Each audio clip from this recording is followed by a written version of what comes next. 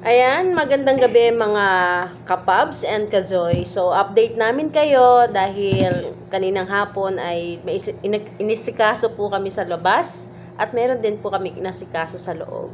Na talagang yun po ay makakatulong sa ating mga kasama mandaragat. At syempre, hindi naman po kami papayag na ngayong araw ay wala kaming maiibahagi sa inyo at wala kaming mai-update. So before po kayo matulog at before din kami matulog, may isi-share po sa inyo ang aking kabady. Sige, Pabs. Sige. Good evening. So, ito yung Word of God. So, there's a reason for everything. You have to have faith that God is in control, no matter what the circumstances. So many things happen in life, good and bad. Even in the bad things, God is still in control. He allows different things to happen, even that are sad and tragic, to show us He is still God and will always be. He can do all things and He will never fail. Everything happens for a reason. We might not be sure about yet, but eventually, and in God's perfect timing, we will come to know why.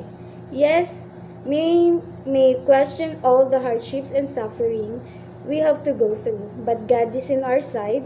Just trust that everything will work out and that it's all part of God's plan. He's the same yesterday, today, and forever. Trust not only in Him, but in His timing. Amen. Amen. Ang ganda ng salita ng Panginoon. Alam niyo po, may share po ako na isang pangyayari sa buhay namin dito na talagang nung una hindi namin maintindihan bakit nangyari yung ganong sitwasyon. So, ayun po, at ang sabi naman ng Panginoon sa kanyang salita ay there's a reason for everything. So, minsan meron lang talagang mga bagay na kaganapan sa buhay natin na minsan hindi natin maunawaan, maintindihan. Pero sabi ng salita ng Panginoon, God is in control.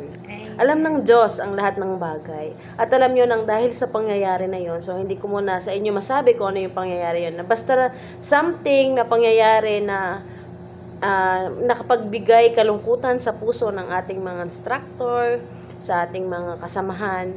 But, sabi nga, God is in control. So, yung mga pangyayari sa buhay natin, hindi talaga natin masasabi kung ano yon. Pero ang napakaganda nating hihilingin sa Lord, na talagang bigyan lagi tayo ng Lord ng kalakasan ng isip, kalakasan ng katawan, kalakasan ng puso. Ayan, minsan kasi kapag dumarating talaga yung pagsubok sa buhay natin, minsan pinanghihinaan tayo ng loob. At minsan parang sabi mo, ayaw mo na, surrender ka na. Pero sabi nga ng Panginoon, patuloy tayong magtiwala sa Kanya, patuloy tayong manampalataya sa Kanya. Kasi alam niya ang lahat ng nangyayari. At alam niyo po sa pangyayari na yon ay talagang may maganda pong naganap. At bukas po ay mag-i-start na tayo ng morning devotion sa training camp. At yun po ang isa sa pinakagandang nangyari. Kasi minsan may mga bagay sa buhay natin na hindi natin gusto na mangyari yon. Bagay na alam nating makakasakit sa damdamin ng ating kapamilya, sa damdamin ng ating mga kaibigan. Pero minsan yun yung nagiging way para mabuksan ang isa pang pagkakataon na mas marami yung masasave na kaluluwa. O, diba? Bukas po mag-start na tayo na morning devotion. At least maunawaan ang bawat trainee na talagang hindi lang trainee, maging instructor.